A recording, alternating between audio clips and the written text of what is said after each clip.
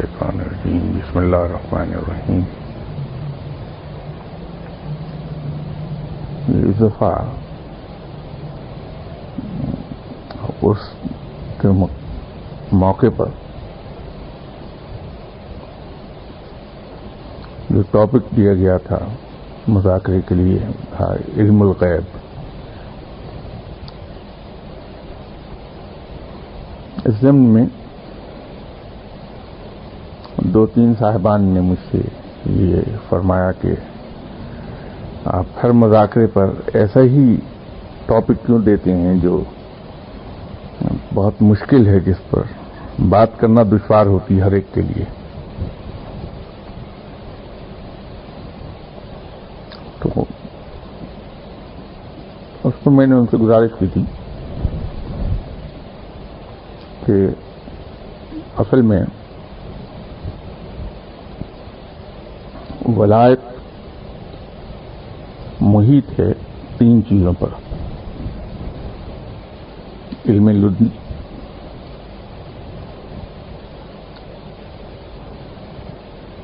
دعا، کشف و کرامات. کشف و کرامات کو اگر زیادہ تفصیل میں بیان کرنے لگے تو بات لمبی ہوتی چلی جاتی ہے، تو اس کا ایک شارٹ کٹ علم و غیب نکالا تھا کہ ایک ہی لفظ کے اندر، کہ ہمارے ہاں ولی اللہ کو ان تین چیزوں ہی کا مجموعہ سمجھا جاتا ہے، اور اس میں بھی اس کا استعمال ولی اللہ کا ہمارے نزدیک، ہمارے معاشرے میں یہ ہے کہ اسے دعا کی مشین بنایا جائے، جہاں اس سے ملے اس سے دعا کرا لی.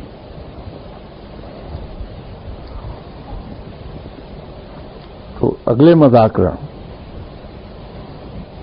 کا موضوع جو ہے وہ علم لدنی، جس آرڈر میں جو پرائیورٹیز ہیں ہمارے معاشرے میں ولی اللہ کے ضمن میں، تو وہ دعا کرنے کی مشین ہے، جس کو جتنی کشف و کرامات حاصل ہیں اس کو ہم اتنا ہی بڑا ولی اللہ سمجھتے ہیں، اور آخر پر کہیں کسی ایک کونے میں اس کی علمی حیثیت پڑی ہے ہمارے ذہنوں میں. تو مذاکرے کو ہم نے اسی ترتیب کو، میرے ذہن میں یہ ترتیب تھی اور یہ اس کی تھیوری تھی. پھر مذاکرے میں بڑی سیر حاصل گفتگو کی عالم حضرات ہیں، ظاہر ہے ان کے علم کو نہ میں پہنچ سکتا ہوں نہ چیلنج کیا جا سکتا، تو میں آپ کو بور تو نہیں کروں گا علم الغیب پر زبان کھول کے، لیکن ایک چیز صرف اس پہ جو کہنا چاہ رہا ہوں کہ جو حضرات یہاں باقاعدگی سے تشریف لاتے ہیں انہیں یاد ہوگا کہ جب یہ سلسلہ یہاں شروع کیا گیا تھا تو میں نے انسان کی حیت جو ہے اس پر بات کی تھی کہ اس کے دو حصے ہیں، ایک جسم ہے اور ایک روح ہے. اور جسم جو ہے وہ حواس خمسہ کے ذریعے سے روشنی لیتا ہے. روشنی بمعنی دن کی روشنی کے نہیں ہے، انلائٹنمنٹ سے کسی بھی چیز کو ہم اپنے حواس خمسہ سے جانتے ہیں. یہ جسمانی ہمارا ایسپیکٹ ہے اس کا.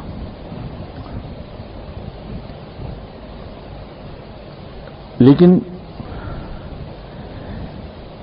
جو علم لدنی ہے جس میں علم غیب بھی شامل ہے، پہلے تو میں آپ سے یہ واضح کر دوں کہ علم لدنی ایسا علم ہے جو تمام علوم پر محیط ہے، تمام علوم اس کے اندر چھپے ہیں. اسی لیے اولیاء اکرام سے جب آپ بات کرتے ہیں تو آپ کو تاثر یہ ملتا ہے کہ اگر وہ کہیں میکینیکل انجینئرنگ کا سبجیکٹ ہے تو جس روانی سے وہ میکینیکل انجینئرنگ پر گفتگو کر رہا ہوتا ہے تو انسان دھوکہ کھاتا ہے کہ شاید یہ بائی ٹریننگ میکینیکل انجینئر ہے، اور اگر وہ ایروناٹیکل انجینئرنگ پر گفتگو شروع کر دے گا تو آدمی کو دھوکہ یہ ہونے لگتا ہے کہ شاید یہ ایروناٹیکل انجینئر ہے۔ خود ایک دو مرتبہ میں نے بڑے شاہ صاحب کے بارے میں آپ سے واقعات بیان کیے، میں پھر دوہرا دیتا ہوں۔ اس زمانے میں بھی میرے پاس مرسڈیز ہوتی تھی کالے رنگ کی، 74 ماڈل تھا وہ،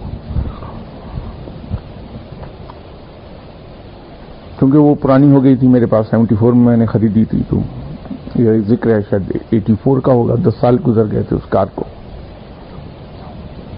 تو اس کے ایئر کنڈیشننگ کا بلور جو ہے اندر پنکھا، وہ کام کرنا چھوڑ گیا۔ تو شاہنواز والوں نے مجھ سے کہا کہ اگر ہم دیں گے تو بہت مہنگا ہوگا۔ تو اس زمانے میں میں پشاور بہت جا رہا تھا، تو انہوں نے کہا جی کابل سے گاڑیاں آتی ہیں اور سنہری مسجد کے نیچے ایک ڈیلر ہے جو ان کو توڑ کے کار بریکنگ کر کے بائی پارس بیچتا، اور عام طور پر نہیں ہوتی ہیں گاڑیاں، تو یہ بلو اور معمولی چیز ہے، وہاں سے لے آئیے ہم، تو آپ کو سستا مل جائے گا۔ وہاں میں گیا تو اس نے کہا جی بلور کی ضرورت نہیں ہے آپ کو، اس کی ایک پلیٹ آپ کی اس کے اندر وہ ٹوٹ جاتی ہے، تو یہ لے جائیے۔ اس سے 50 روپے کی وہ پلیٹ دی مجھے۔ وہ plate about 5 inches in length and 3 inches in width، اور آگے سے اس کے کارنر کٹ کیے ہوئے تھے، اس سے میں نے لے لی۔ اس کے ساتھ اس نے ایک سوئچ دیا کہ یہ سوئچ اس میں لگ جائے گا۔ تو ہم واپس آ رہے تھے لاہور، میں اور پریشا صاحب بیٹھے تھے، تو ایک دم مجھے دھیان آیا گاڑی چلاتے چلاتے کہ وہ پلیٹ فٹ کیسے ہوگی۔ تو میں نے کہا جی دیکھیے اس آدمی نے ہمیں چکر دے دیا۔ بولے کیوں؟ میں نے کہا جی یہ پلیٹ ہے۔ تو میں نے ہاتھ بڑھا کے ڈیش بورڈ میں سے وہ پلیٹ نکال کے میں نے کہا یہ دیکھیے یہ فٹ کیسے ہوگی۔ اب خود میں گورنمنٹ میں بھی گورنمنٹ یونٹ ایسے ہی چلاتا رہا جو انجینئرنگ یونٹ تھے، اور جہاں سوفسٹیکیٹڈ مشینز پروڈیوس ہوتی تھی، مینوفیکچرنگ ہوتی تھی، تو تھوڑی سی سد بک تو تھی، لیکن اس کے باوجود میں یہ کہہ رہا ہوں کہ صاحب یہ فٹ کیسے ہوگی۔ تو شاہ صاحب نے کہا کہ ذرا دینا 1 منٹ میں، تو میرے ہاتھ سے پکڑی، کہنے لگے وہ صحیح تھا، تم ہی اپنے آپ کو چکر دیے جا رہا ہوں۔ تو میں نے کہا جی کیسے؟ کہ یہ دیکھو یہاں سے یہ اس کو اس طرح لگے گا اور یہاں سے اسکرو لگ جائیں گے، فٹ ہو جائے گی۔ میں کنونس نہیں ہوا، لیکن چونکہ مرشد نے کہا تھا تو یہ خلاف ادب تھا کہ میں آگے سے کہتا کہ نہیں صاحب یہ نہیں ہوگی، اچھا یقیناً ہو جائے گی، میں نہیں سمجھ سکا اسے۔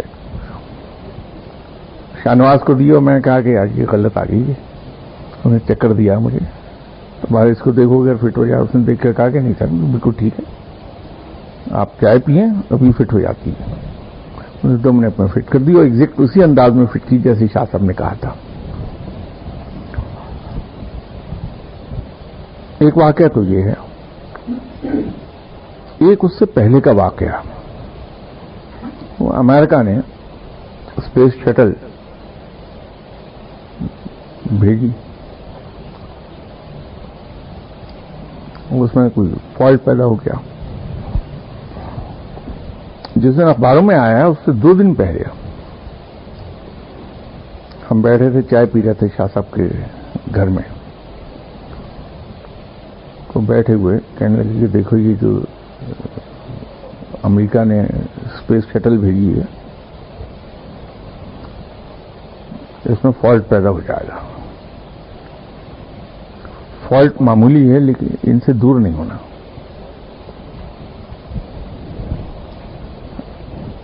تو ایمانداری کی بات ہے کہ وہ چونکہ وہ سرکاری دور تھا میرا، اور مغربی تعلیم بڑی شدت سے انفلوئنس رکھتی تھی میرے اوپر، تو میں نے دل میں کہا کہ یار کہاں شاہ صاحب کیا بات کر رہے ہوں۔ ناسا کی جو ٹیکنیکل ایکسپرٹیز ہے وہ کہاں اور کہاں، یہ فقیر آدمی. لاؤ ذرا کاغذ پینسل دو مجھے.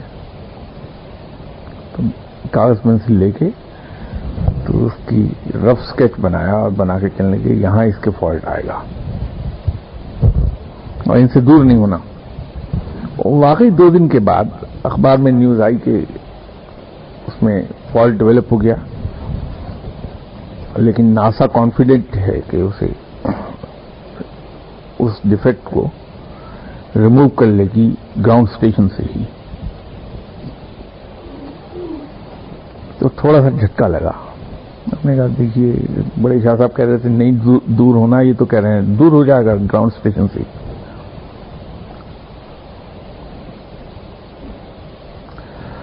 تو وہ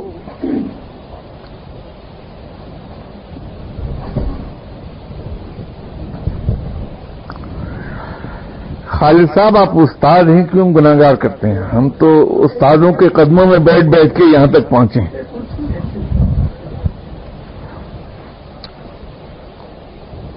میں استاد بمعنی پڑھانے والے کی کہہ رہا ہوں، دوسرے معنی میں نہیں.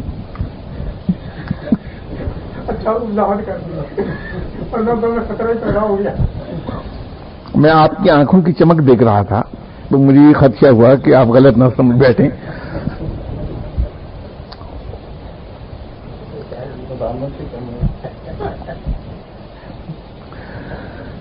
وہ سلسلہ چلتا رہا اور پھر فائنلی اخبار میں آ گیا کہ ناسا نہیں ڈیفیکٹ کو ریموو کر پائے. تو اس کے بعد یہ ہنگامہ شروع ہو گیا کہ گرے گی، تباہی آ جائے گی. اور تو ایک دن جب بہت ہنگامہ تھا تو شاہ صاحب کہنے لگے یہ بیوقوف ہے، ان کو معلوم نہیں ہے، اس کے 3 حصے سمندر میں گریں گے اور 1 حصہ ویرانے میں گرے گا، کچھ بھی نہیں ہونا، ایک آدمی نہیں زخمی ہوگا اس سے. وہ پھر گرا. وہ آپ کو معلوم ہے 3 حصے اس کے سمندر ہی میں گئے تھے اور 1 حصہ زمین پہ گرا. تو یہ علم لدنی ایسی چیز ہے کہ اس کے اندر تمام علوم آ جاتے ہیں. اسی طرح ایک بحث عام چلا کرتی ہے ہمارے یہاں کے علم نجوم اور علم ہندسہ اور جادو. دیکھیے اگر بطور سائنسز آپ انہیں لیں گے تو ان کا وجود ہے، یہ موجود ہیں، لیکن کہاں تک یہ درست ہیں اور کہاں تک مکمل ہیں وہ ڈیبیٹیبل بات ہے. اس کی ایکوریسی ویری کر جائے گی مین ٹو مین، کیونکہ ان علوم کے اندر انسانی ذہن کا دخل بہت ہے. اگر کوئی اسٹرولوجسٹ ہے تو وہ ستاروں کا حساب لگا کے جب ان کو وہ پلیس کرتا ہے زوڈک سائنس میں، ان کی ڈگریز وغیرہ کو وہ کیلکولیٹ کرتا. یہاں ہیومن برین انوالو ہو گیا. جہاں ہیومن برین انوالو ہوگا، جہاں گیس ورک ہوگا، وہاں غلطی ضرور ہوتی ہے.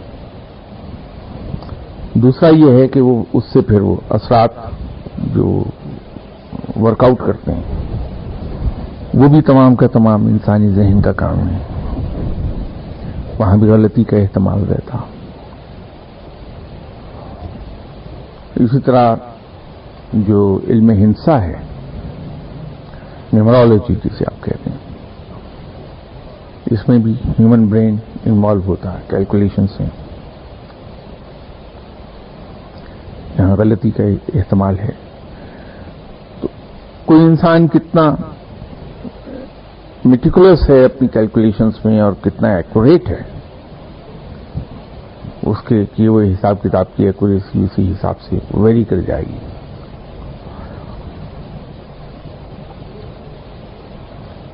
اس لیے رب تعالیٰ نے اسے منع کیا ہے کہ ان چیزوں کے قریب مت جاؤ. جادو کا وجود ہے، علم ہے وہ،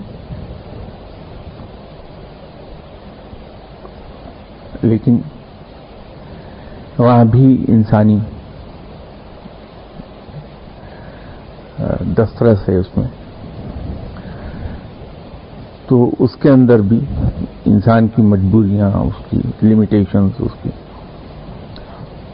ذہنی استعداد، یہ سب آ جاتی ہے. اور سب سے بڑی بات یہ ہے کہ جادو انسان کرتا ہی نیچر کے فیصلوں کو تبدیل کرنے کے لیے ہے.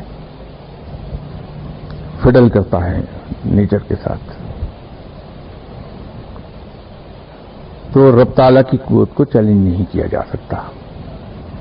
رب تعالیٰ ان سب سے زیادہ طاقتور ہے. تو اس کو بطور سائنس تو آپ دیکھ لیجئے، اس پہ یقین بھی رکھیے کہ یہ موجود ہے، لیکن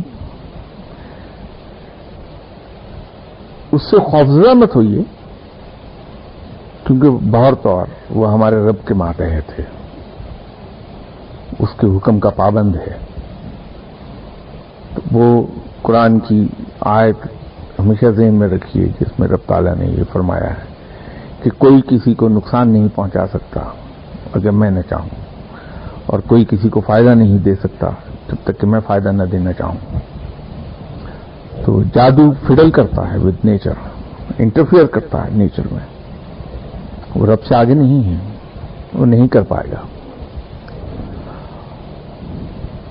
یہ بالکل ایسا ہے کہ ایک بڑی گاڑی جو کھڑی ہے، آپ اگر بہت طاقتور ہیں تو اس کو پش کر کے تھوڑا سا ہلا تو لیں گے، لیکن اسے دوڑا نہیں سکتے آپ اپنی طاقت سے. تو جادو اگر بہت پاورفل ہے تو یہ تو ہو سکتا ہے کہ وقتی طور پر انسان کو بخار آ جائے، جسم ٹوٹنے لگے، یہ ہو جاتا ہے. اس سے زیادہ کچھ نہیں ہوگا، تو اس کے اثرات ظاہر ہو جائیں گے. تو اس سے خوفزدہ نہیں ہونا چاہیے. تو علم لدنی ان تمام علوم پر محیط ہے، چاہے وہ مسٹک سائنسز ہوں یا دوسری سائنسز ہوں، ان سب پہ محیط ہے. تو علم لدنی کا حصول جو ہے، جس طرح ہم دنیاوی علوم حاصل کرنے کے لیے جسم حواس خمسہ سے کام لیتا ہے، دنیاوی علم حاصل کرنے کے لیے حواس خمسہ سے کام لیا جاتا ہے، سننے سے، دیکھنے سے، چھونے سے، سونگنے سے. تو روح علم لدنی کو حاصل کرنے کے لیے ہوا سے سطح سے کام لیتی ہے. 7 حواس ہیں،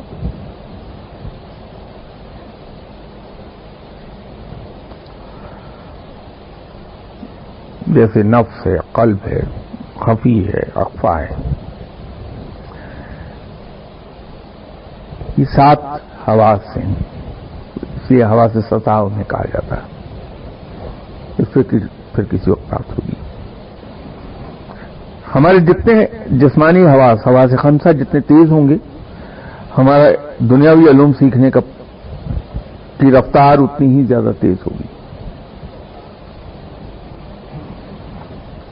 اسی طرح روح جتنی لطیف ہوگی، جتنی اس میں بالیدگی ہوگی، جتنی پاکیزگی ہوگی، ہمارے ہوا سے سطح اتنے ہی زیادہ سینسٹیو ہوں گے، ایکٹیو ہوں گے. اور جتنے ہمارے ہوا سے سطح ایکٹیو ہوں گے، ہمیں علم لدنی اتنی ہی تیزی سے حاصل ہوگا. پھر گھوم پھر کے بعد جو ہے وہ دل کی صفائی پر چلی جائے گی. جیسے حضرت یزید بستامی رحمۃ اللہ علیہ صاحب نے فرمایا تھا کہ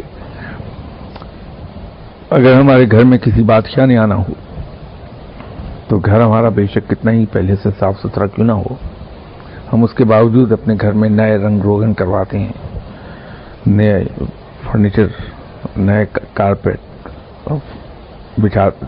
لا کے بچھا دیتے ہیں، فرش دھوتے ہیں. تو دل تو ایسا گھر ہے جس میں رب نے آ کے بسنا ہے، تو اس دل کی صفائی کیوں نہ پھر کی جائے. تو رب بسے گا دل ہی میں آ کے، اور وہ اس وقت بسے گا جب ہمارا دل بالکل پاک صاف ہو جائے گا. جتنا ہمارا دل پاک صاف ہوگا، کینہ، برائی، بغض، حسد، انتقام، ان چیزوں سے جتنا پاک کر لیں گے ہم،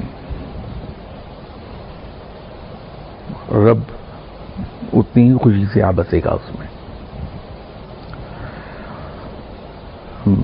پچھلی نشستوں میں میرے ملک سے باہر جانے سے پہلے جو سلسلے چل رہے تھے یہاں، وہ بیت، مرشد، مرید اور آداب، اس سے متعلق تھے. تو مرید کے بارے میں بھی یہ کہا جاتا ہے کہ کوئی مرید سکسیسفل ہو ہی نہیں سکتا تا وقت ہے کہ وہ اپنے گزشتہ گناہوں سے توبہ نہ کر لے، آئندہ گناہوں سے پرہیز کرے، اللہ کی وہ اطاعت اس کے ڈوز اینڈ ڈو ناٹس کے مطابق کرے،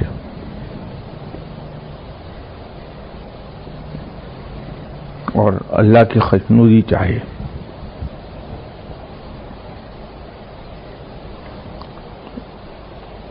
یہ اس وقت تک ہو نہیں سکتا جب تک کہ ہم اپنے قلب کو ان تمام آلائشوں سے جن کا ذکر ابھی میں کر رہا تھا ان سے ہم پاک نہ کر لیں. اور پھر اگر مرشد سے مرید نے کچھ حاصل کرنا ہے صحیح معنوں میں، تو صرف ایک مقصد کو وہ ذہن میں رکھے اور مقاصد اپنے ختم کر دے. وہ مقصد ہے کہ قرب الہی حاصل کیا جائے. تو مرشد سے اگر آپ یہ مقصد لے کے ملیں گے کہ ہمیں وہ تعلیم دے دے اور وہ راستہ دکھا دے جس پر چل کر ہمیں قرب الہی حاصل ہو جائے، تو پھر تو آپ کا مقصد حاصل ہو جائے گا. اور اگر آپ میری طرح دل میں یہ مقصد چھپائے ہوئے مرشد کے پاس بیٹھتے رہے کہ سب میں ان سے دعا کرا لوں،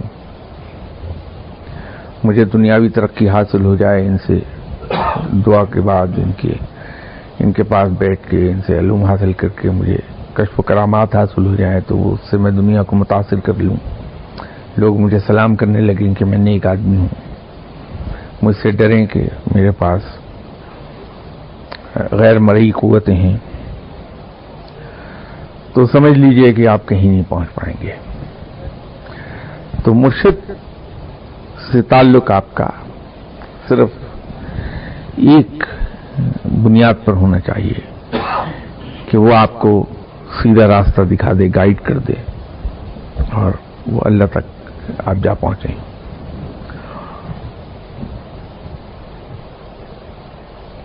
اب یہاں سے آگے معاملات شروع ہوتے ہیں کہ جب ہم مرشد ہم نے کسی کو مان لیا، اس کے قدموں میں جا بیٹھے، اپنے دل کو پاک صاف کر لیا، پچھلے گناہوں سے توبہ کر لی اور آئندہ کے گناہوں سے احتیاط کی، اور دل میں ایک سنگل پرپز رکھا کہ ہمیں قرب الہی حاصل ہو جائے. اب ہماری ڈیوٹی یہاں آ کر اب ہم نے اپنے آپ کو کوالیفائی کر لیا ہے ایک اچھا مرید بننے کے لیے. اب اس سے آگے آداب کا سلسلہ شروع ہوتا ہے. اس کی مثال بالکل ایسی ہے کہ اگر ہم کسی شہنشاہ کے دربار میں جانا چاہتے ہیں، اس سے ملاقات کرنا چاہتے ہیں، اس شہنشاہ کو ہم نے دیکھا نہیں ہے، اس کے بارے میں صرف پڑھا ہے یا سنا ہے دنیا سے، تو اگر ہم اس دربار کے ادب آداب، طور طریقے، نشست و برخاست کے طریقے اور نشست و برخاست کے مقام کے بارے میں کوئی واقفیت حاصل کیے بغیر اس دربار میں انٹر ہو جائیں تو امکان اس بات کا زیادہ ہے کہ شہنشاہ ہم سے برہم ہو جائے.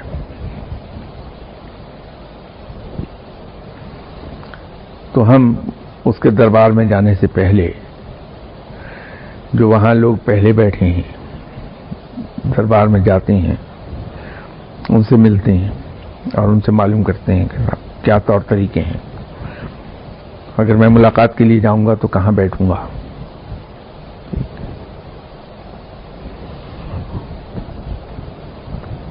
تو یہ اگر ساری معلومات سے لیس ہو کے ہم جاتے ہیں وہاں، اچھے ایکوپڈ ہیں پوری طرح،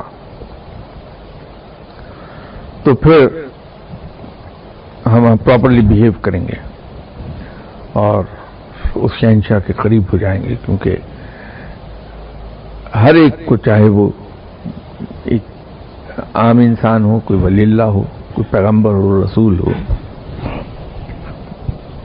حتیٰ کہ رب،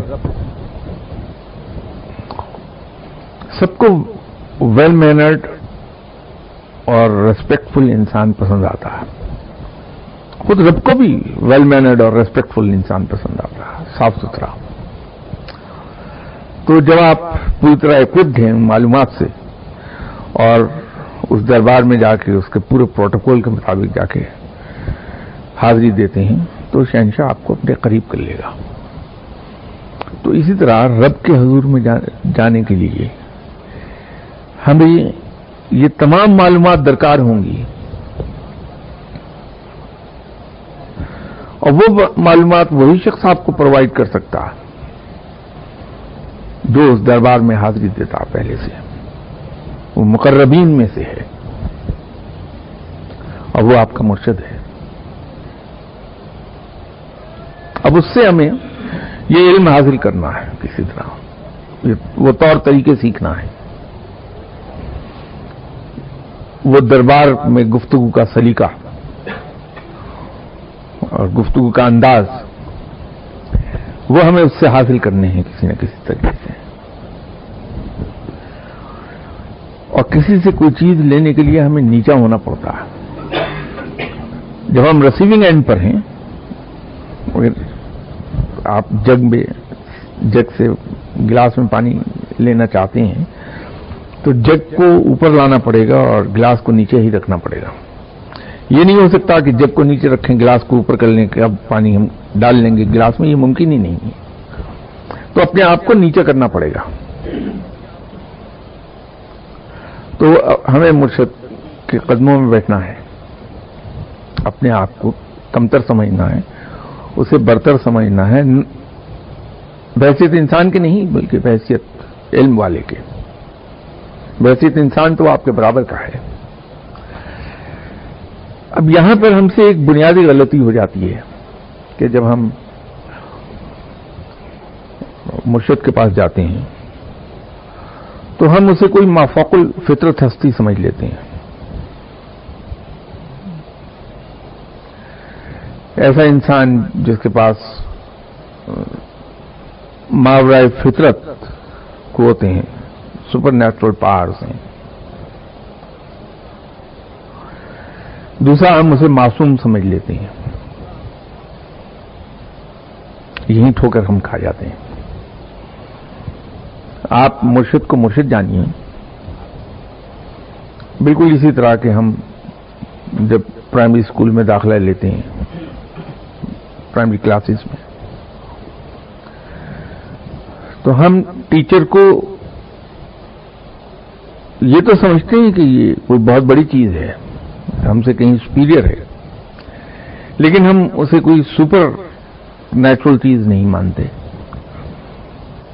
اسی طرح مرشد جو ہے آپ کا، اس کو بڑا جانیے، اس کا احترام کیجیے کیونکہ وہ صاحب علم ہے، لیکن اسے یہ مت سمجھیے کہ سپر نیچرل پاورز کا مالک ہے. وہ ایسا نہیں ہے، عام انسان ہے. اور اسی طرح اسے معصوم مت گردانیے کیونکہ وہ بھی انسان ہے. پہلی صورت میں اگر آپ اسے سپر نیچرل پاورز کا مالک مان لیں گے اور اس کو آپ معصوم گرداننے لگیں گے تو اس کی ایک ہلکی سی ذرا سی لغزش، ذرا سی کوتاہی آپ کے دل میں میل پیدا کر دے گی، بال آ جائے گا. لیکن اگر اسے اپنے جیسا انسان گردانا ہم نے تو ہم اس سے غلطی کی توقع رکھیں گے. تو اگر کہیں اس کا پاؤں پھسلتا ہے، اس سے لغزش ہوتی ہے، اس سے کوئی کوتاہی ہو جاتی ہے تو ہم اسے درگزر کر جائیں گے. بالکل اسی طرح جیسے ہمارے اسکول ٹیچر سے اگر کوئی غلطی ہو جاتی، کوئی کوتاہی ہوتی ہے تو ہمارے دل میں اس کے بارے میں کوئی شک نہیں پیدا ہوتا، یا اس کی عزت جو ہمارے دل میں ہے اس عزت میں کوئی فرق نہیں آتا. تو مرشد کو نہ تو مافوق الفطرت قوتوں کا مالک گردانیے، نہ اسے معصوم جانیے، ہم اسے غلطی کی توقع رکھیے. لیکن اس کے احترام کا تقاضا یہ ہے کہ جب ہم اس سے کوئی خلاف شرع کام ہوتے دیکھیں، کوئی غلطی ہوتے دیکھیں، کوئی گناہ ہوتے دیکھیں، تو ہم بہت انڈائریکٹ مینر میں، بہت respectfully but in a very round about way ہم اس سے اس کی وضاحت مانگ لیں. جیسے یہاں کسی نشست میں کسی ضمن میں بات ہوئی تو میں نے یہ عرض کیا تھا کہ 4 چیزیں ہوتی ہیں. ایک تو گمان ہے، دوسرا جھوٹ ہے، تیسرا سچ ہے، اور چوتھی چیز حقیقت ہے. گمان کے بارے میں تو حضرت امام ابو حنیفہ رحمۃ اللہ علیہ صاحب نے یہ فرمایا تھا کہ دنیا کا سب سے بڑا جھوٹ بدگمانی ہے. تو گمان تو بذات خود ہی جھوٹ ہے، چاہے کتنا ہی سچا کیوں نہ ہو، اس کے باوجود وہ جھوٹ ہے کہ وہ دل میں شک لاتا ہے، دلوں کو دور کرتا ہے. جھوٹ تو جھوٹ ہے ہی. اب لطیفہ وہاں پیدا ہوتا ہے جہاں سچ اور حقیقت کے درمیان بات آتی ہے.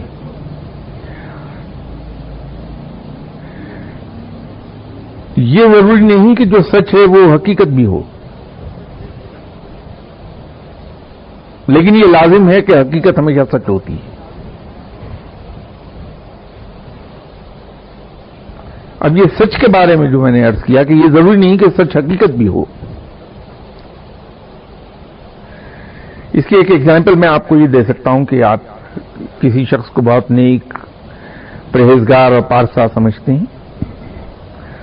آپ اس کے گھر میں گئے، ڈرائنگ روم میں انٹر ہوئے تو آپ نے دیکھا کہ وہ شراب پی رہا ہے، اس کے ہاتھ میں شراب ہے، پی رہا ہے، تاکہ آپ کی موجودگی میں اس نے سپ لیے ہیں اس کے. یہ سچ ہے کہ وہ شراب پی رہا ہے. تو آپ نے اس سچائی کی بنیاد پر جا کے لوگوں سے کہا کہ صاحب دیکھیے اس کو ہم اتنا نیک گردانتے تھے، اتنا نیک سمجھتے تھے، ساری عمر اس کی ہم نے تابعداری کی کہ بڑا نیک آدمی ہے، تو آج اس کا پول کھل گیا، وہ تو شراب پیتا ہے. کہہ تو آپ سچ رہے ہیں، اس میں جھوٹ نہیں ہے، اس لیے کہ وہ پی رہا تھا. لیکن اگر آپ اس سے پوچھ لیں کہ کیا ہوا، خیریت ہے، آپ تو اس حرام چیز سے بہت پرہیز کرتے تھے، کیا ہوا آپ کو؟ تو ہو سکتا ہے وہ فوراً آپ سے کہے کہ صاحب میرے جوڑوں میں بڑا شدید درد ہے سردی کی وجہ سے، تو ڈاکٹر نے مجھ سے یہ کہا ہے کہ اگر میں یہ وقتی طور پہ شراب نہیں پیوں گا تو میرے جوڑ سٹف ہو جائیں گے یہیں پر اور میں زندگی بھر چل پھر نہیں سکوں گا، تو یہ میں بطور دوا کے یہ پی رہا ہوں اور مجھے 4 دن یہ اس کوانٹٹی میں یہ پینا ہے۔ اب حقیقت یہ ہے کہ وہ شراب کو شراب سمجھ کے نہیں پی رہا بلکہ دوا سمجھ کے پی رہا ہے، جس کی اجازت رب نے بھی دی ہے۔ اب دیکھیے یہاں پہ جو سچ تھا وہ حقیقت نہیں تھا، تو کبھی سچ کی بنیاد پر کسی شخص کے بارے میں کوئی فیصلہ مت کیجیے، چاہے جائے کہ گمان اور جھوٹ پر کرنا۔ ہم تو افواہوں پر دوسرے کے بارے میں یقین کر کے فیصلہ کر لیتے ہیں اس کے کردار کا، سچ پر بھی فیصلہ کبھی مت کیجیے بلکہ حقیقت کو دیکھیے اور پھر فیصلہ کیجیے کہ وہ بندہ کیا ہے۔ تو مرشد کے بارے میں یہ ہے کہ آپ اگر حقیقت میں دیکھ بھی لیں، اس سے بہت انڈائریکٹ وے میں آپ اس کے خلاف شرع کام کے بارے میں اس سے ایکسپلینیشن مانگ لیجیے، but in a very indirect and respectful manner. تو اگر وہ اس کی فیور میں کوئی دلیل نہ بھی دے سکے تو اس کے ایب سے صرف نظر کر لیجیے۔ اس کی وجہ یہ ہے کہ جب تک کہ آپ کسی شخص کی عزت نہیں کریں گے اس سے علم لے نہیں سکیں گے، اس کو آپ بڑا نہیں جان سکیں گے، اور جب تک کسی کو بڑا نہیں جانتے اس سے علم آپ لے نہیں سکتے۔ تو یہ سمجھ لیجئے کہ وہ انسان ہے، اس سے وہ گناہ ہو گیا۔ اب میں دوبارہ اس کے پاس جب جاؤں گا چند گھنٹوں کے بعد، چند دن کے بعد، تو وہ اس گناہ کی دلدل سے باہر نکل چکا ہوگا اور ایک کیفیت سے دوسری کیفیت میں اس کی ٹرانسفارمیشن ہو چکی ہوئی ہوگی، کیونکہ ولی اللہ اپنے چولے بدلتا رہتا ہے، اس پر کیفیات آتی جاتی رہتی ہیں۔ اگر کسی وقت وہ شیطان کے غلبے میں آ گیا ہے اور یا بھول ہو گئی ہے، اس سے کوتاہی ہو گئی ہے، تو یقینی بات ہے کہ وہ اس شیطان کے غلبے سے چھٹکارا پا لے گا۔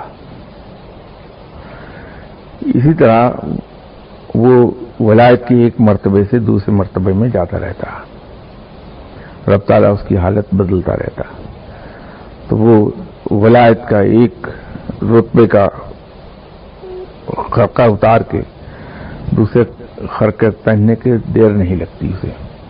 تو یہ گمان رکھیے، یہ دل میں اپنے اعتقاد رکھیے، خوش اعتقادی رکھیے اس کے بارے میں کہ جب میں دوبارہ اس کے پاس جاؤں گا تو وہ اس گناہ سے نکل چکا ہوگا۔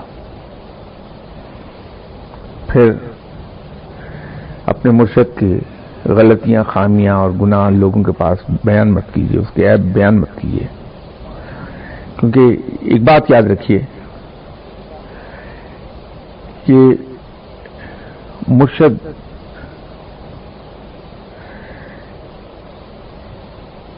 کی ظاہری مخالفت کرنے والا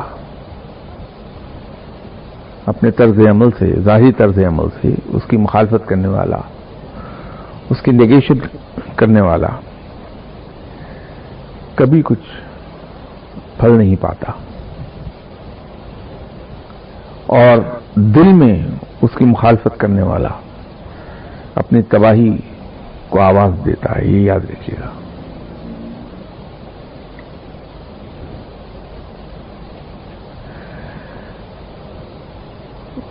اپنے مرشد کی بات، اس کے حکم کو آنکھیں بند کر کے تسلیم کیجیے، اور اگر کسی کے ہاتھ پہ آپ بیعت کر لیں تو اپنی ڈکشنری میں سے کیوں، کب، کیسے، کہاں اور کس طرح یہ الفاظ مٹا ڈالیے، جب تک یہ الفاظ آپ کی ڈکشنری میں رہیں گے اس وقت تک آپ کہیں پہنچ نہیں پائیں گے.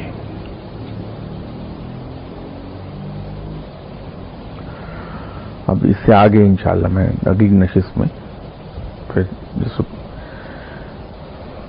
ملاقات ہوتی ہے، کیونکہ نیکسٹ سنڈے پہ اپنی ایک میٹنگ کے سلسلے میں ملک سے باہر جانا ہے 2 دن کے لیے، اور اتفاق ہی ہے کہ میٹنگز فکس ہو گئی ہیں فار ویکینڈز.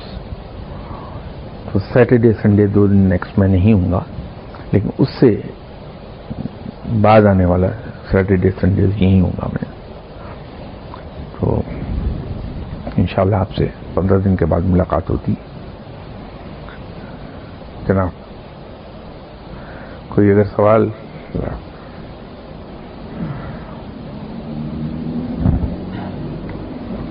السلام علیکم شاہ صاحب. وعلیکم السلام.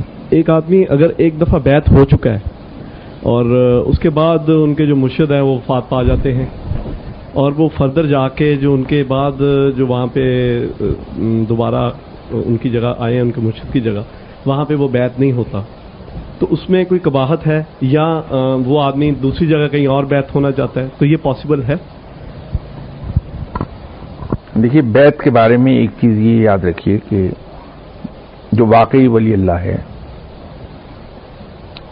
جس کو اللہ نے علم عطا کیا، صاحب علم ہے، جب ہم اس کے ہاتھ پر بیعت کرتے ہیں تو اوپر اس کے نام کے نیچے لسٹ میں ہمارا نام لکھ دیا جاتا، اور یہ نام پھر کٹتا نہیں ہے تا وقت کہ وہ خود بیعت کرنے والا آپ کو اس بیعت سے آزاد کر دے. تو یہ بیعت قائم رہتی ہے.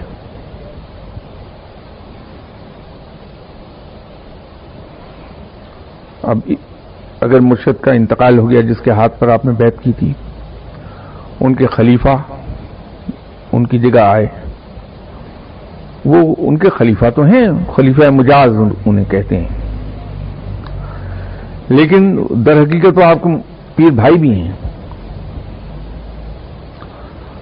تو وہاں مقام آپ کا ایک سا ہے، ماسوائے اس کے کہ مرشد نے انہیں خلافت عطا فرما دی اور اجازت دے دی کہ وہ بیعت بھی کر سکتے ہیں اور دعا بھی کر سکتے ہیں کسی کے لیے.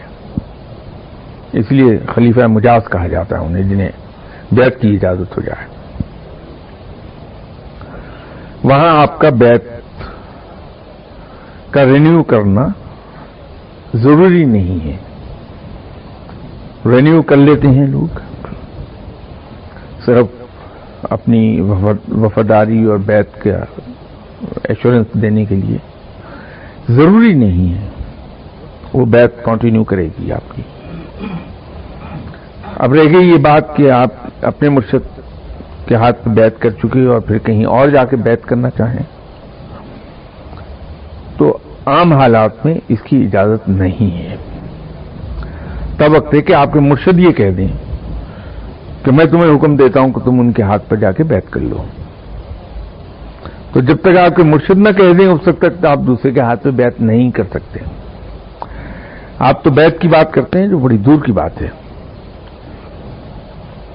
جب انسان نے کسی کے ہاتھ پہ بیعت کر لی تو پھر اس پہ لازم ہے کہ وہ کسی اور سلسلے میں جا کے کسی قسم کی کوئی مدد نہ مانگے. مدد کے لیے اپنے ہی مرشد کے پاس جائے. مدد جب میں کہتا ہوں تو کسی قسم کی علم حاصل کرنا، کسی قسم کی دعا کا کہنا، لیکن دوسرے سلسلے میں جا کے کبھی نہیں کرنا چاہیے. ہاں ضرور جائیے، ان کو سلام کیجیے، اگر کوئی صاحب علم ہے ان کی عزت کیجیے، ان کی خاتمہ دارات کیجیے، ان کو لک آفٹر کیجیے، وہ سب جائز ہے، باعث ثواب ہے، باعث برکت ہے، لیکن ان سے کبھی دعا کے لیے مت کہیے. اسی لیے آپ نے دیکھا ہوگا، میں تو چونکہ یہ بیعت کے سلسلے میرے ہیں نہیں، نہ میں کرتا ہوں کبھی، لیکن اس کے باوجود جو لوگ یہاں میرے پاس تشریف لاتے ہیں تو اگر کشف کے ذریعے مجھے نظر آ جائے کہ اس نے کہیں اور بیعت کی ہے تو میں ان سے صاف کہہ دیتا ہوں کہ صاحب آپ پہلے سے بیعت ہیں اس سلسلے میں، تو آپ اپنے مرشد صاحب کے پاس جائیے اور ان سے جا کے آپ دعا کے لیے کہیے. مجھے اعتراض نہیں، میں انکار کر کے کنجوس نہیں کہلوانا چاہتا، اللہ کی نظر میں میں بخیل نہیں بننا چاہتا، کر دوں گا، لیکن یہ مناسب نہیں ہے کہ آپ ایک سلسلے میں بیعت ہیں اور آئے ہیں کسی اور کے پاس آپ، تو میں تو واپس کر دیتا ہوں لوگوں کو ان کی بھلائی کے لیے، مجھے اعتراض نہیں ہوتا کوئی دعا کرنے میں۔ بھی بتایا ہے کہ جی مرشد کے ساتھ کس طرح کا رویہ رکھنا چاہیے ہے، اور اب اس میں جو ایک فیکٹر ہے وہ یہ ہے کہ مرشد جو ہے وہ آج کل جیسے میں ایک انجینئر ہوں اور میری لائف کچھ اس طرح سے گزری ہے کہ آئی ڈونٹ نو کہ جو ہے وہ مرشد کہاں سے ملے گا، اور پھر یہ کہ جو ہے وہ کیا مرشد جو ہے وہ فرض کریں کہ کوئی واقعی ولی اللہ ہے، ہمیں نہیں پتا کہ یہ واقعی ولی اللہ ہے، تو کیا جو ہے وہ خود ہی وہ بتا دے گا کہ بھئی تم نے میرے ہاتھ پہ بیعت کرنی ہے، یا ہم تلاش کریں گے کہ کہاں کہاں جانا ہے؟ صاحب، حق کی جستجو اور تلاش ہم پر فرض ہے، تو یہ تلاش اور جستجو تو ہمیں ہی کرنا ہے۔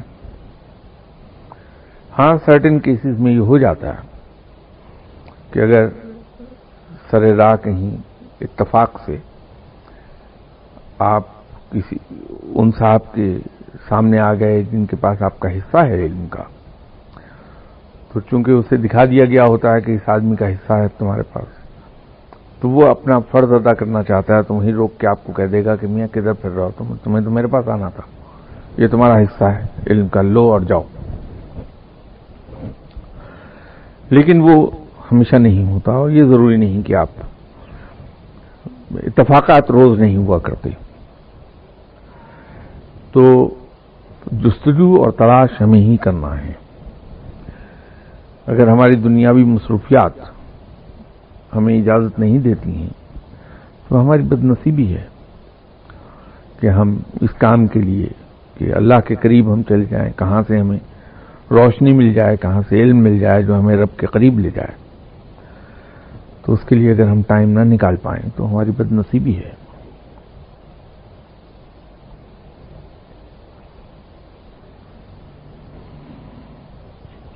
تقلید اور بیعت میں کیا فرق ہے؟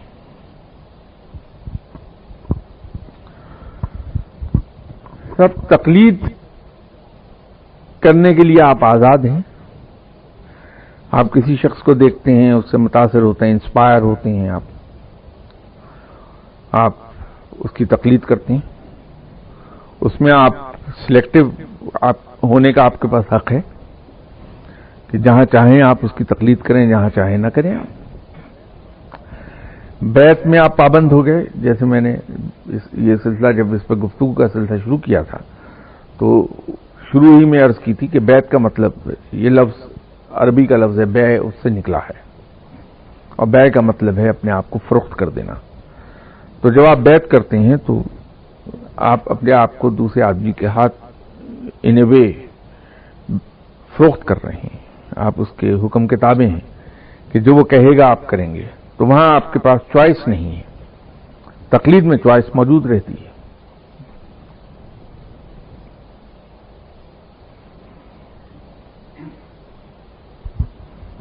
صاحب، یہ روح جو امر ربی ہے، اور آگے جو انعامات امراط جو ملیں گی، روح کو ملیں گی یا جسم کو ملیں گی؟ عذاب جسم کو ہوگا یا روح کو ہوگا؟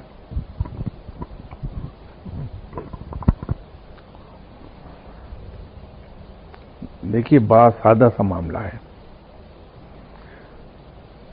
روز قیامت قرآن کیا کہتا ہے کہ آپ کو پھر سے نئے سرے سے زندہ کیا جائے گا، آپ کو اٹھایا جائے گا، جگایا جائے گا، سورہ اسرافیل سے مردے جاگ اٹھیں گے، یہی ہے یہ نہیں ہے؟ تو روح تو نہ سوتی ہے نہ جاگتی ہے، تو اس سے ہی آپ اندازہ کر لیجئے کہ کیا ہے۔ اور پھر جو اعمال ہیں وہ دائیں اور بائیں ہاتھ میں دیے جائیں گے، تو روح کے تو ہاتھ نہیں ہیں، وہ تو غیر مرئی ہے، تو وہ مجسم حالت میں اٹھائے جائیں گے لوگ،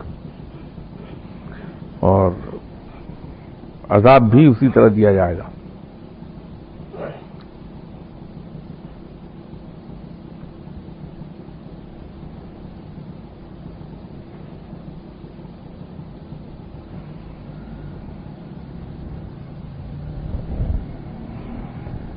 اور تو نہیں کوئی سوال؟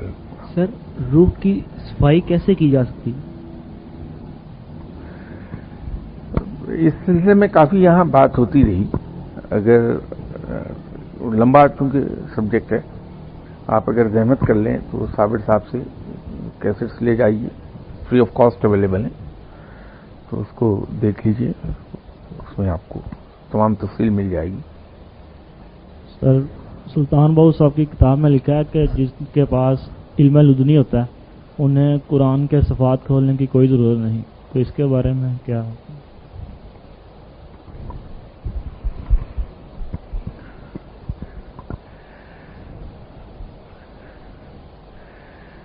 بات یہ ہے کہ شاعری میں کئی جگہ چہرے کو قرآن کہا گیا، عورت کو حور کہا گیا۔ ہم جب استعارے اور تشبیہات پر جاتے ہیں تو اس کو اس طرح سے مت لیجیے جس طرح سے لکھا ہے۔ اگر آپ کسی خاتون سے ہی کہہ رہے ہیں کہ آپ حور ہیں، تو اس کا مطلب یہ تھوڑی ہے کہ وہ واقعی جنت کی حور ہے۔ آپ کہنا یہ چاہ رہے ہیں کہ وہ اتنی ہی اچھی ہے جتنی ایک حور ہے نا۔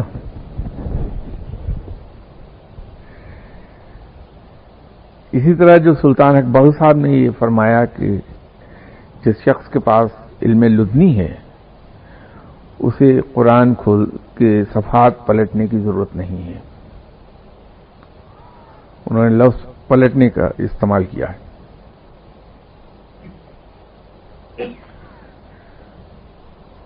اس کا مطلب یہ ہے کہ جیسے میں کہہ رہا تھا کہ تمام علوم پر محیط ہے۔ جو صاحب علم ہے جب وہ گفتگو کرنا شروع کرتا ہے تو خیال خود بخود آنے لگتے ہیں، اور جو خیالات اس کو آتے رہتے ہیں وہ بیان کرتا چلا جاتا ہے۔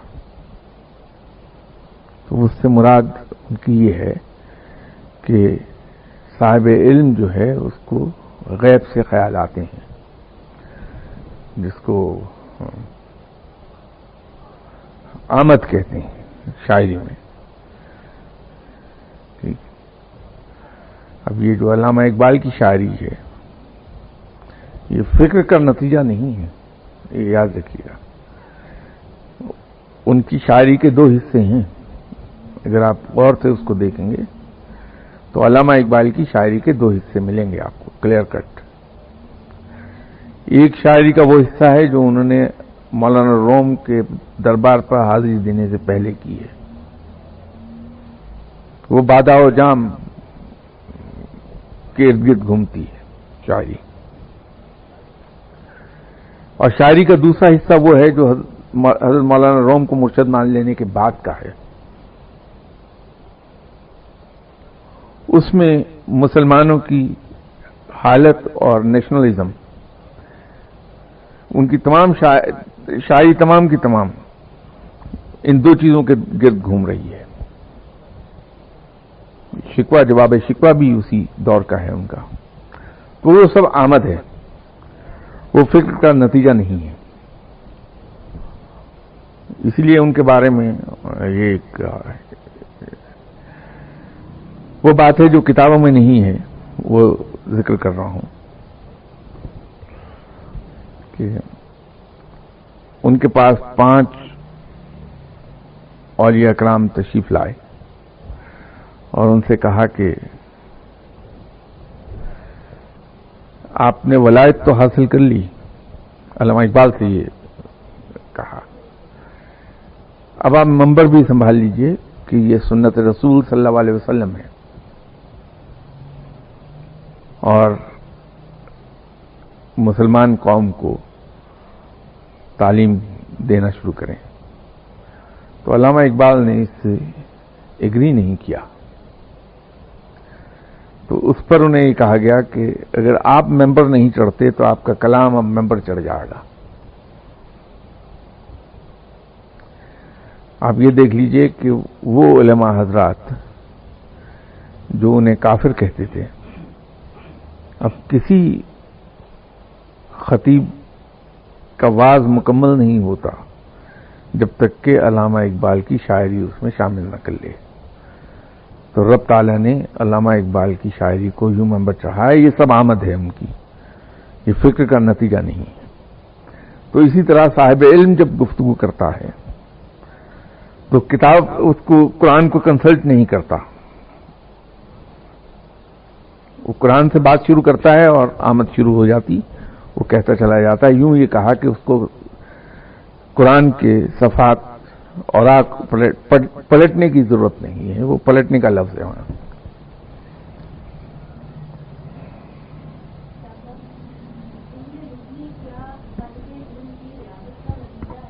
یا یہ محض دین ہے؟ دیکھیے، علم کی دو قسمیں ہیں. یہ میں نے وہ عرس والے دن بھی عرض کیا تھا. علم لدنی کی یا اس کے حصول کے دو طریقے ہیں، ناٹ قسمیں لیکن حصول کے طریقے.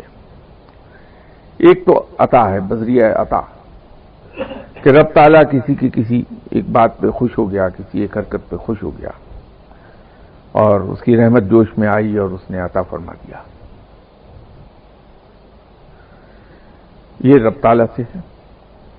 ایک عطا اور ہوتی ہے، وہ صاحب علم کی ہے کہ آپ کسی صاحب علم کی خدمت کرتے رہے، وہ آپ کے طور طریقوں سے، آپ کی خدمت سے، آپ کی کسی وجہ سے آپ سے خوش ہوا اور آپ کو اپنے علم کا ایک حصہ بخش دیا، عطا کر دیا.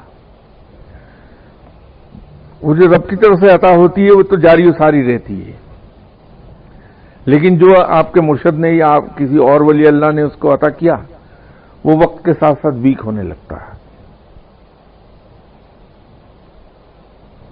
اور دوسرا ذریعہ اس کو حاصل کرنے کا، اس کو کسبی علم کہتے ہیں، کہ آپ ریاضت کے ذریعے سے اپنے اعمال کو درست کر کے آپ آگے چلتے ہیں. رب راضی ہوتا ہے آپ سے اور آپ کو عطا کر دیتا ہے. اس میں جوں آپ ریاضت کرتے چلے جاتے ہیں، آپ کے قدم آگے آگے بڑھتے چلے جاتے ہیں، آپ کو مرتبہ پر مرتبہ ملتا چلا جاتا. ہر مرتبہ کے ساتھ علم کا لیول بڑھ جاتا ہے. تو یہ دونوں طریقے سے ملتا ہے، لیکن ریاضت والے لوگ زیادہ ہیں، عطا والے کم ہیں.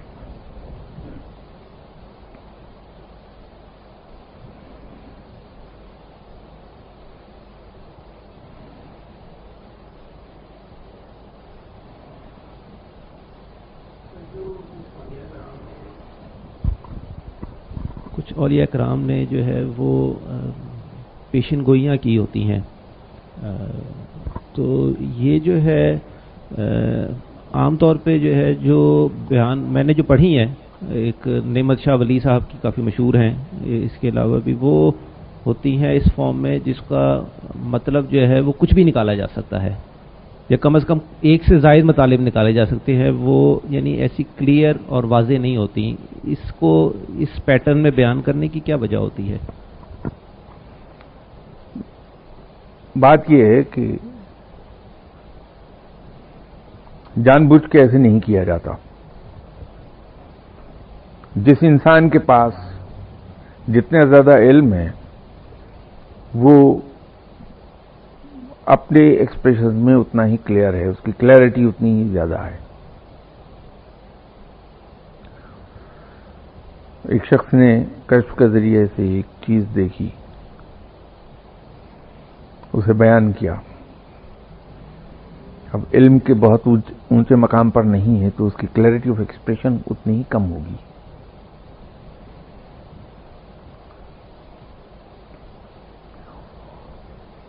ایک تو یہ،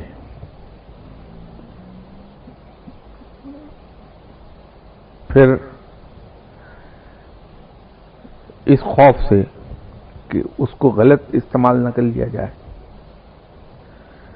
بعض کا تو اس کے اندر ابہام رکھ دیا جاتا، خاص طور پہ وقت کا تعین نہیں کرتے کہ فلاں تاریخ کو فلاں مہینے میں فلاں سال میں یہ ہو جائے گا۔ آپ کسی پہ جو ایسی پریڈکشنز ہیں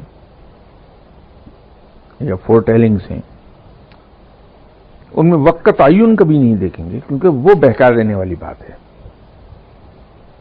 حتیٰ کہ آپ صلی اللہ علیہ وسلم جن کے پاس علم اللہ کے بعد سب سے زیادہ علم موجود تھا اور رب تعالیٰ نے ان پر میکسیمم چیزیں عیاں کر دی تھیں، آپ صلی اللہ علیہ وسلم نے بھی جو قیامت کی نشانیاں بیان فرمائی ہیں اس میں وقت کا تعین نہیں ہے، اسے ایک دوسرے کے ساتھ لنک ضرور کیا ہے، سیکوینس میں لے آئے ہیں، وقت تعین نہیں کیا ہے۔ لیکن اگر آپ ان پریڈکشنز کو دیکھیں تو بہت ڈیفینیٹ ہیں، بڑی کلیئر ہیں، اس لیے کہ علم وہاں بے پناہ ہے۔ اسی طرح جو باتیں حضرت علی کرم اللہ وجہہ نے فرمائی بہت کلیئر ملیں گی آپ کو۔ آپ اور اسی پائے کے جو بزرگ گزرے ہیں، اول تو اولیاء کرام اس چیز سے پرہیز کرتے ہیں کہ کسی قسم کی کوئی فور ٹیلنگ کی جائے، پریڈکشنز کی جائیں، لیکن اگر کہیں زبان سے کوئی چیز ادا ہو گئی، کہیں نہیں گئی، ادا ہو گئی، تو آپ دیکھیے وہ بہت کلیئر ہوگی، صرف وقت کا تعین نہیں ہوتا وہاں۔